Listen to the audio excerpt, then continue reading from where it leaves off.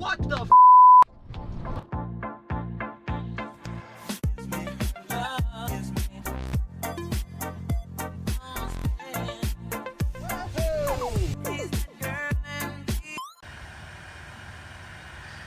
All right, this is gonna be a short, sweet video, but I just had to do it.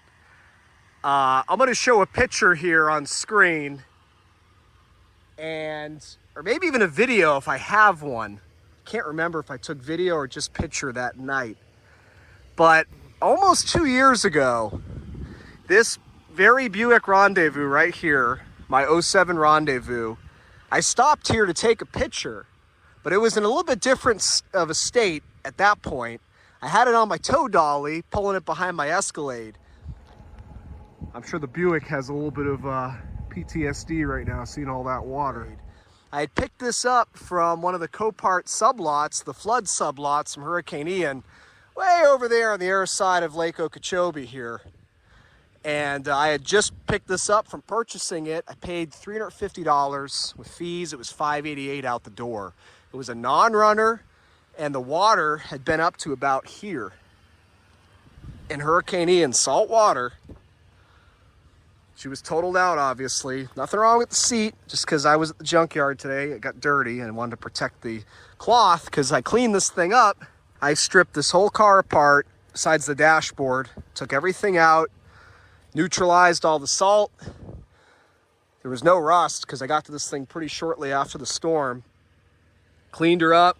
I took all the seats apart, pressure washed them, scrubbed them, got all the mold out of the seats, put them back together. Even the power seat motor still worked in this thing. You can see, again, I was at the junkyard, so I've got the back folded down. But this thing, all you gotta do is go look at my videos on this of when I finished it. But I bought this, I think it had either 103 or 106,000 miles. And now you can see, with no warning lights of any kind besides the door being open, 111,668 miles I have driven. This is one of my daily drivers. Driven the hell out of it. It's been, like I said, less than 2 years since I did the rebuild. And it has been a flawless performer. And this is a really cool moment for me to see it here in the very spot where I stopped hauling it home from the auction.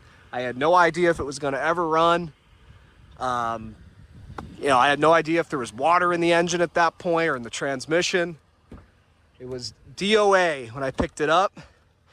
And here she is, several thousand miles later, several hundred days later. A flawless runner, flawless performer. I drive it all over the state of Florida, as I am today. That big 3500 V6, she's a powerhouse, this thing. All I had to do to this car to get it to where you see it today, besides the extensive cleaning, is new battery. That's why it wouldn't run at the auction. The battery was so dead, Copart couldn't get it to start. New battery, I put a new starter in it. The starter ended up going bad shortly after I got this thing back on the road because that had been totally under salt water. So I put a new starter in it.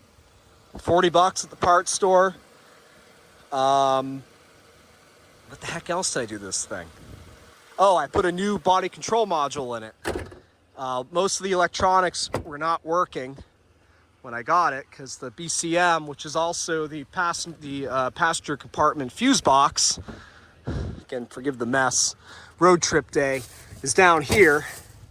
That's a junkyard one. I just popped it right in, no programming needed. But the water inside was about here, so that was totally under, and it was not working correctly. So that was $20 from U-Pull. Popped that thing in. All the interior parts are original. Again, I just cleaned everything, took the carpet out, cleaned it. Look at the seats. No soiling. They were all moldy and stained from the water, because again, the water was like here when I got it. She just purrs like a kitten.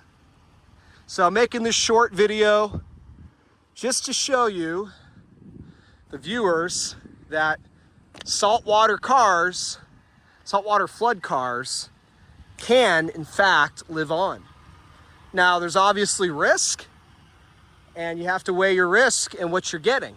and the benefit of buying a saltwater flood car. In this case, I got a mint condition. Cosmetically, what you see, I've done nothing to this Rendezvous. This is the original paint. These headlights were replaced by somebody at some point, but that's pretty typical on these. But all the plastics, the black plastics, original. This thing was babied by the old lady that owned it. Always in a carport, from what I can tell, at least, maybe a garage. She even put the Achilles heel of the Rendezvous is the transmission. The transmissions go out on these in the 100,000 miles range. Grandma put a GM transmission, a GM Reman transmission in there. She didn't go to Amco or something. At the dealer, she put a GM Reman transmission. That had to be between the part and the labor, $5,000, $6,000. Grandma didn't care. This was her baby. Had new Goodyear tires on it when I bought it. They still got plenty of life in them now. I didn't have to fix anything. And this, again, this was in, it's got to be 4 feet, 3.5, 4 feet of salt water. And all I had to do was a starter, a BCM, and a battery, and a rigorous detail. That's it. I haven't waxed this thing. This is how good in condition it was in. And like I was saying, you got to weigh what you're getting against the risk of buying a saltwater vehicle. This is a really nice condition vehicle, as you can see. And I'm into it in grand total with everything, parts, acquisition. I don't know, under $700. The whole thing, purchasing it and fixing it. And I've already gotten almost 2 years of use out of it, several thousand miles, trouble-free, ice-cold AC. Trouble-free. I've never seen the check engine light besides when I flipped the key to start it. It's had no issues. Done a couple oil changes, obviously. Even the brakes were fine. The rust from the flood cleaned right up from driving it. So this was a case where buying a saltwater flood car obviously made a hell of a lot of sense. I had no risk. I bought this, the grand total, $588. I could have scrapped it for, at that time, with scrap values then, for right around $600 if it ended up being a dud. But it wasn't. And even if, let's say, because I know people hate saltwater flood cars, and you guys know I've had many of them and fixed many of them, even if in a year or two from now this thing just starts to disintegrate and starts to rust from the inside out and I have to junk it, let's say worst case scenario, it's a unibody and it starts having rot holes everywhere, it's unfixable. You don't think I got my money's worth out of this thing already? It's cost me nothing but oil changes and gas and what I already mentioned. 2 years of use, I'm in it for right around $700. You don't think I got my money's worth out of this? So this is a situation where it's absolutely worth the gamble. Would I buy a 2022 saltwater flood car? Probably not. Got a lot more electronics to worry about, a lot more money involved in that acquisition, but this was a no-brainer. And let me show you guys underneath, because I know, I put the light on, everybody says, it's gonna be a rust bucket. It's gonna rust forever. There's some rust on that spare tire, no doubt. But look at everything else. The exhaust. I know it's tough to see. The floor. I'd say this is cleaner than 95% of cars in the Northeast. You got some surface rust on some stuff, but overall, this is not a vehicle that's gonna snap in half. That's rotting away. Look at the subframe. Again, you can see there's some rust. I knew I'd see some. But bad? Not at all. All of the salt has been cleaned off of this thing at this point. It could rot, theoretically, from the inside out in areas that I couldn't clean. But this is almost 2 years, and we got some surface rust here and there. It'll be a long time before that's a serious issue. And honestly, this was, because it was flooded in salt water, this was a beachfront car. It's typical to see surface rust like that cars that lived by the beach. I've got many of them. I live in Florida. Most of us live by the beach. If you don't live by Big Lake O. So that might have already been there, a lot of that surface rust, before the hurricane and before the flood. I doubt it was squeaky, spotless, free, clean, being that it was a coastal car. Bottoms of the doors, rockers. This was all in salt water. Dog leg. Like I said, saltwater flood cars. There's a lot of hysteria about when cars are in salt water. Obviously, there's risk. And again, I don't recommend buying much more modern, much more expensive saltwater flood cars. But stuff like this, where you're paying scrap price, it's a simple, reliable drivetrain, your risk is low.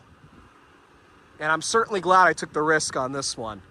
It was an impulse buy. I've always liked these Rendezvous. Most people don't like them. Most people think they're kind of ugly. I think they're very good looking, to be honest with you. I think this is a sharp little SUV. Weird, not for everybody, but I like it. I love U-bodies. My family's had one since new. Not a Rendezvous, but an Uplander, 2005. This same engine. It's the same drivetrain, and it's a stubby Uplander, so it's about the same size. And I always loved it. Driven that thing since it was new. So it was an impulse buy, and now it's one of my favorite cars that I own out of close to 100. I drive the snot out of this thing. I absolutely love it. So anyways, I know this is kind of a random video. It's not going to be a long one, but I was driving past here, and I said, man, I haven't came back to this specific location with the Rendezvous since, like I said, I hauled it past here over a year ago in its flooded condition. And I bet grandma, when this thing got totaled and they cut her a check and hauled it away, I bet she nor anybody ever expected this car to be on the road again and looking this good and running this well. So that's what I love. I love the challenge of fixing these saltwater flood cars. And I almost feel like these cars, I know cars are obviously inanimate objects, but I feel like they're kind of grateful for that second chance, because this car and my other working flood cars that I've actually finished and fixed, not all of them are success stories. They never give me any trouble. They're just so happy to exist. And this thing, you know, it was well loved up until the flood. And I'm so glad I was able to give it a second lease on life, because look at this thing. Most Rendezvous are meth-mobiles now, and the hood on their fifth owner. You don't see them in this shape anymore. Look at the condition of this thing. The paint, even the black plastics are still black. And I have this thing in a carport. I don't leave it out in the sun. The dashboard, the headliner, super well cared for. And you can see right here, there's the rebuilt sticker. This passed the rebuilt inspection with flying colors. And anyways, like I said, just wanted to take this trip down memory lane here with the Rendezvous, enjoy the sunset. And her and I still got some hundreds of miles to go tonight. Got a few more stops to make. This is pretty much my typical Florida road trip vehicle. Almost every weekend I'm hitting several junkyards all over the state. I got other locations I store cars at, including on the other side of the lake here, about an hour from here. It's a big lake. So the Rendezvous is usually my go-to, but I still baby her. I use her, but I baby her. I cover the seat to not dirty it up. Keep my trash in a bag. You know, I put carpet down to protect even this carpet that grandma had in here, that gray carpet. There's the actual carpet, but she had that in here to protect the rear floor, and I still use it. I cleaned it and I use it to protect it still so it doesn't get stained up. I love how these seats fold up. You get a ton of room, or you can take them out completely. But all right, guys, I don't want this to be too long. I just wanted to show you the Rendezvous, how she's doing. It's almost like a update. Of all my saltwater flood cars, I'd say this is probably the one I use the most. It's like the biggest success story, at least that I can think of offhand. I've got some I rebuilt almost a decade ago that are still working, but this one gets used the most. So anyways, thanks for watching, guys. Keep an eye out for the next one.